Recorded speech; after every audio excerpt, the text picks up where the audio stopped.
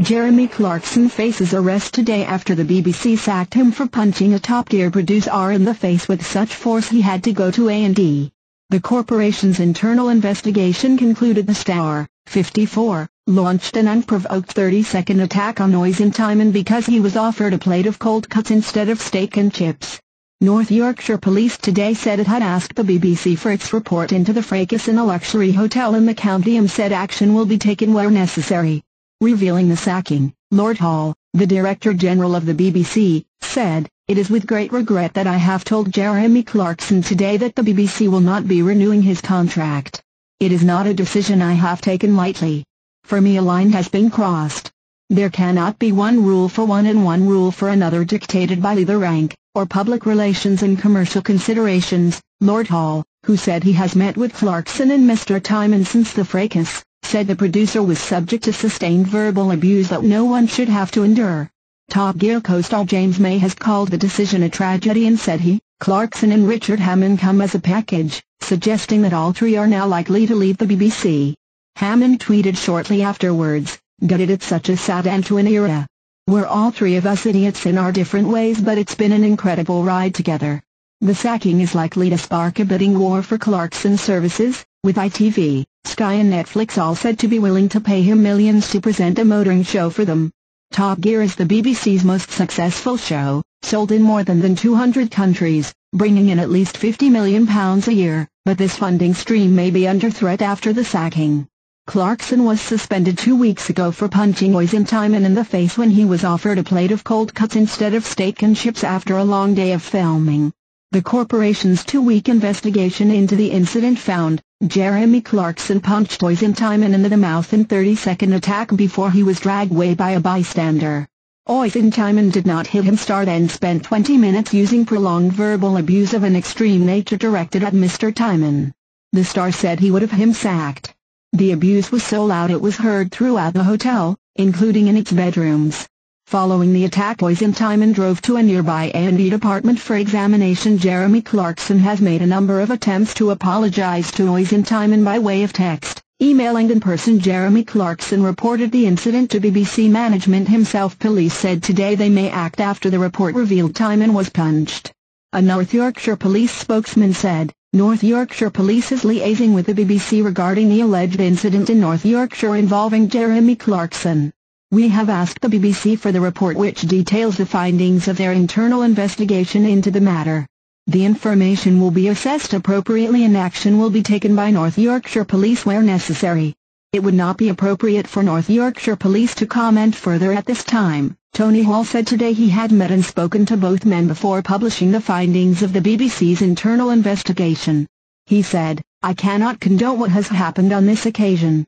A member of staff, who is a completely innocent party, took himself to accident and emergency after a physical altercation accompanied by sustained and prolonged verbal abuse of an extreme nature.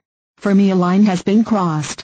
There cannot be one rule for one and one rule for another dictated by either rank, or public relations and commercial considerations." The BBC investigation found that Mr. Tymon was subject to an unprovoked physical and verbal attack by Jeremy Clarkson. It said the attack lasted around 30 seconds and only stopped when a witness intervened. The report said verbal abuse was directed at Oisin Tymon on more than one occasion, both during the attack and subsequently inside the hotel, and contained the strongest expletives and threats to sack him. The abuse was at such volume as to be heard in the dining room, and the shouting was audible in a hotel bedroom. Mr. Hall said no blame was attached to Mr. Tymon, who, he said, behaved with huge integrity throughout.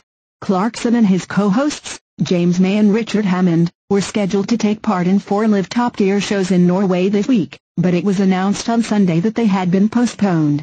All 3 men's contracts run out at the end of this month, but the futures of Hammond and May are still unclear.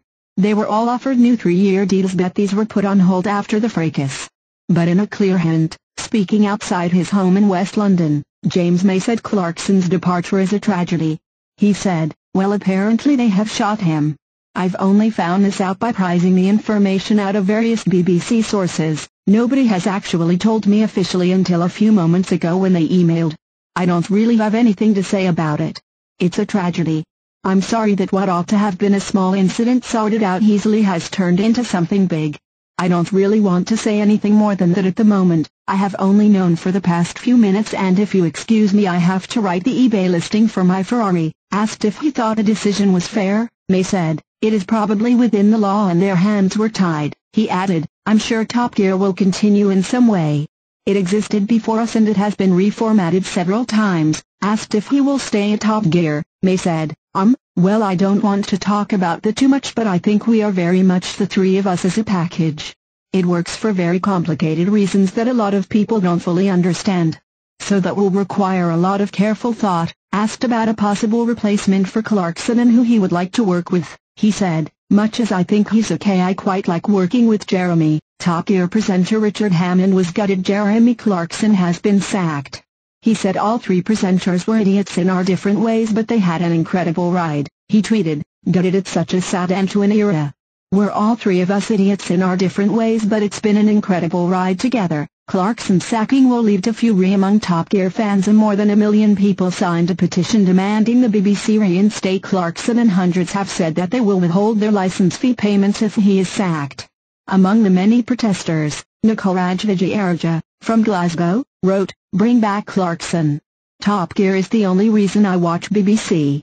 I will stop paying my license fee if Clarkson is not rehired." Chris Evans, from the West Midlands, added, "No Top Gear, no license fee as far as I am concerned. If they all leave, the trio are unlikely to be out of work for long." In what could be a hint, Sky owner Rupert Murdoch said last night, "How stupid can BBC be in firing Jeremy Clarkson?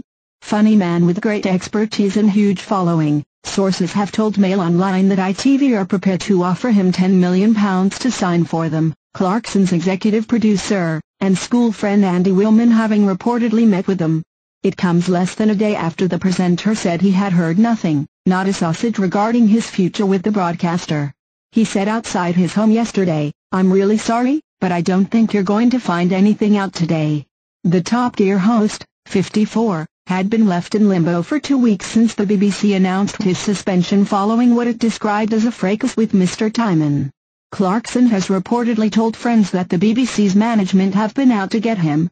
Sources at the BBC have suggested that its director of TV, Danny Cohen, has seized on the incident as the reason he needs to oust the controversial figure. Late yesterday afternoon, Clarkson told reporters outside his home that he had heard nothing, not a sausage. Friends have reportedly said that if he is fired, Clarkson has said he will not go quietly. Fans and critics of Jeremy Clarkson have spoken up following the BBC's decision not to renew his contract after a fracas with producer Oisin Tymon. The presenter's surname trended worldwide on Twitter following the announcement by Director General Tony Hall. Former tabloid newspaper editor Piers Morgan, Clarkson's longtime sparring partner, had earlier jokingly hinted in a series of tweets he might be Top Gear's new presenter. Before the Clarkson announcement, he wrote, "In 10 minutes, I will be announced as the temporary replacement for a very popular TV presenter in the UK. No, it's 100% true. I really am standing in for a popular male TV presenter on a big UK show. Start filming in 3 weeks. I suspect the announcement, at 2 p.m. UK time, will shock, delight and dismay everyone in equal measure. But that's showbiz." He later revealed that he will be guest presenting ITV's Good Morning Britain for a week next month, before adding, "This doesn't prevent me doing Top Gear as well, obviously." He subsequently wrote, "If he'd stuck to just punching me, he'd have been fine." Clarkson, the Guido Fawkes political blog, operated by Paul Staines, ran a campaign which garnered a 1 million-plus petition calling on the BBC to reinstate Clarkson after he was suspended, and used a tank to deliver it to New Broadcasting House. Today it wrote, "Sad day for Top Gear fans, BBC license fee payers and the 1,033,933 who signed the petition to reinstate Jeremy. No doubt his enemies within the BBC will be cheering that they have finally found an excuse to get rid of him." Lentils all round, former BBC chairman Christopher Bland told BBC News, "It's quite clear from the facts he, Lord Hall, had no choice. He paid a fulsome inappropriate tribute to Jeremy Clarkson, but verbal abuse on the scale that seems to have taken place is bad enough, and if you then should bash somebody, you have no choice. He had to go."